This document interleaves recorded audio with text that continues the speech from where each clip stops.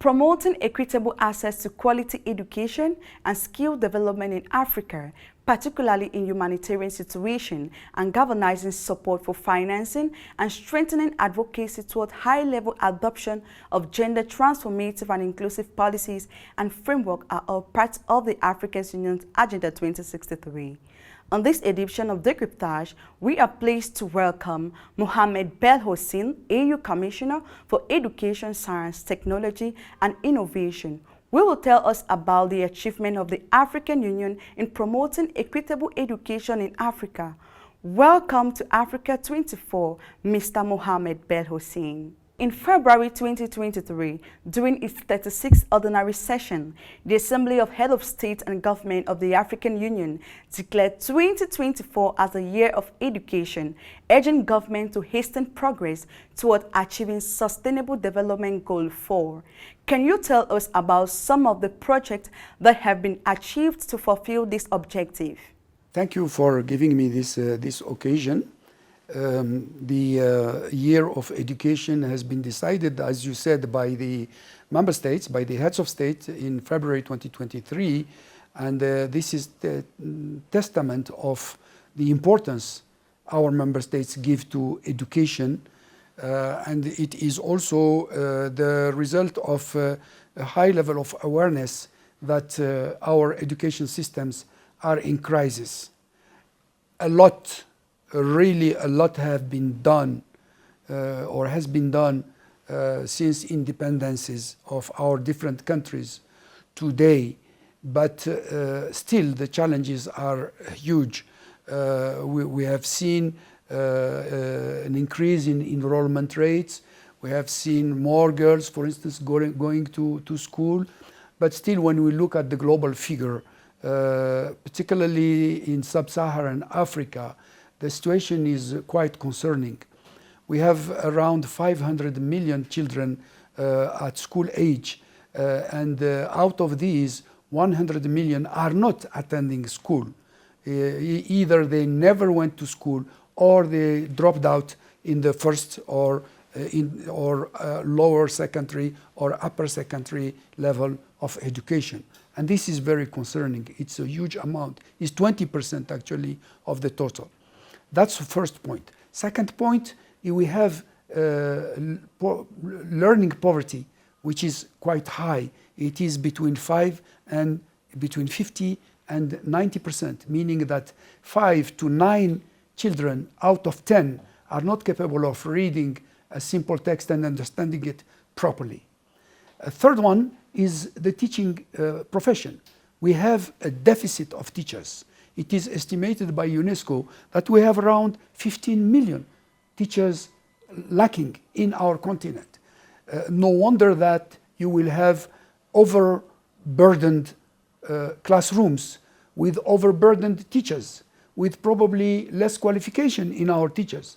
And all these are what we call the education crisis. Then, when you look at the financing of education, you will see that while globally the countries are devoting around $8,000 per year and per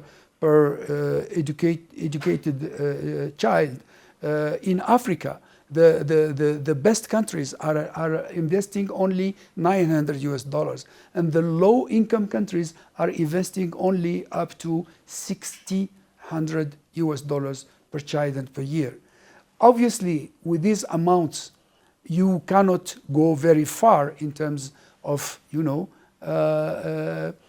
ensuring the basic human right, which is education, ensuring it properly and making sure that the quality of education we give to our children reaches the norms and standards expected from international organizations. That's why the AU declared the African Union declared the year 2024 year of education. And it is in this framework that we are organizing this conference, which is which we call PAN-COGED 1, which is Pan-African Conference on Girls Education 1, because we hope in the future we will have a PAN-COGED 2, 3, 4. and it is focusing more specifically on the education of girls and women.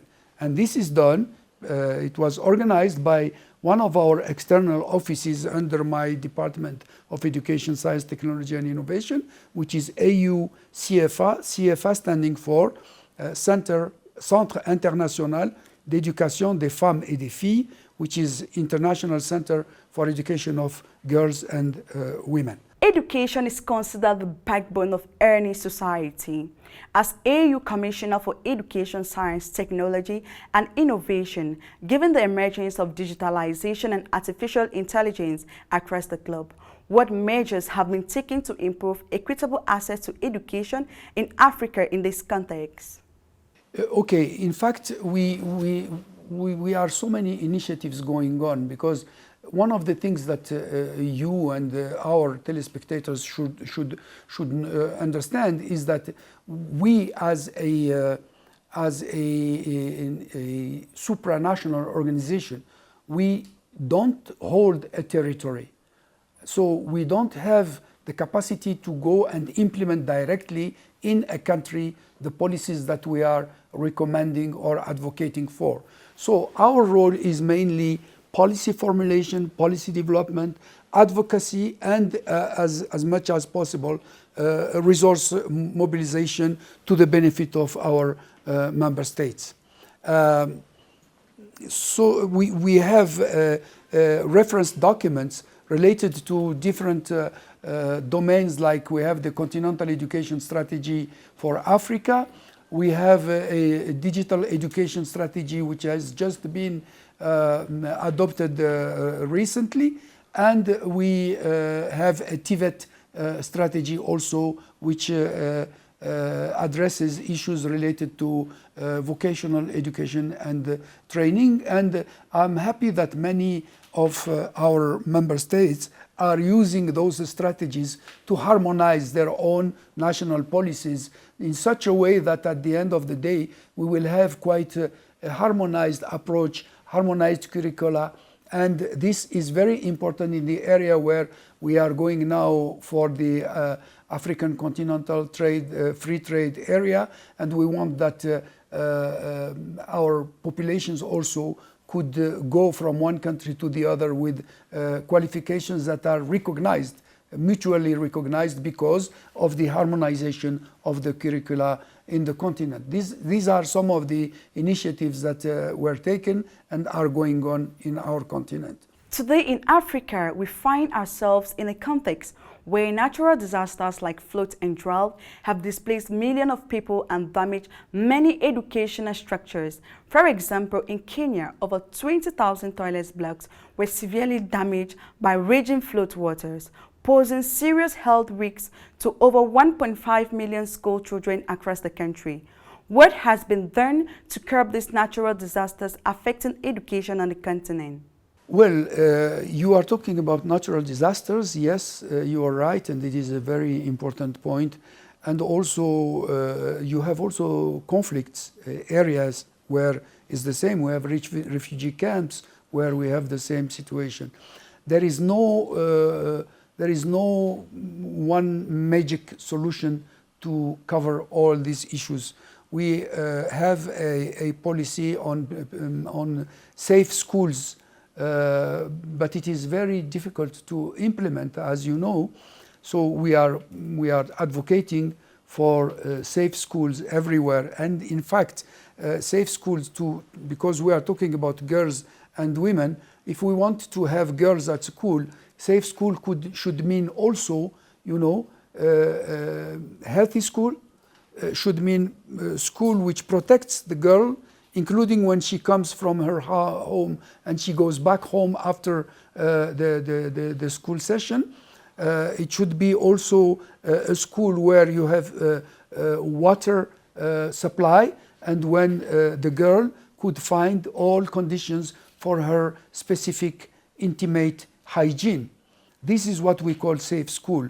Obviously, these conditions are seldom met in areas where you have, for instance, national disasters, etc.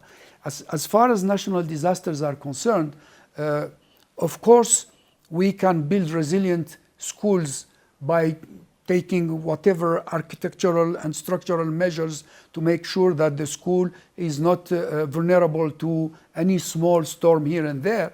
But at the same time, the most important thing that we can do here is to prevent and to do like early warning systems in place, put in place early warning systems. And nowadays we have the means to have, satellite observation. Countries have access to satellite observation and can predict if there is a storm coming from the ocean. You don't wait until you have your schools are destroyed with the children inside. You can safeguard your children, take them somewhere else, and wait until the storm is finished to come back to school. That are some of the elements that I can give you as an answer to your question. The African Union CFR, which is a specialized and technical office of the AUC Department of Education, Science, Technology and Innovation, from 2nd to 5th July, organized the first African Union Pan-African Conference on Girls and Women's Education that convened key voices on girls and women's education. What are your expectations as the AU Commissioner for Education, Science, Technology and Innovation from this conference? This conference is very important because this is, I think, one of the conferences that could bring together today. This is the first day of the conference. We had all stakeholders in the room, from young people to the African Union Commission, to our partners from the UN. We had UNICEF, we had UNESCO, we had the World Food Programme, we had the United Nations Girl Education Initiative, which was present in the room. We have our partners like the Norwegian Embassy was here, and we have so many other, we have NGOs like FAWE, like an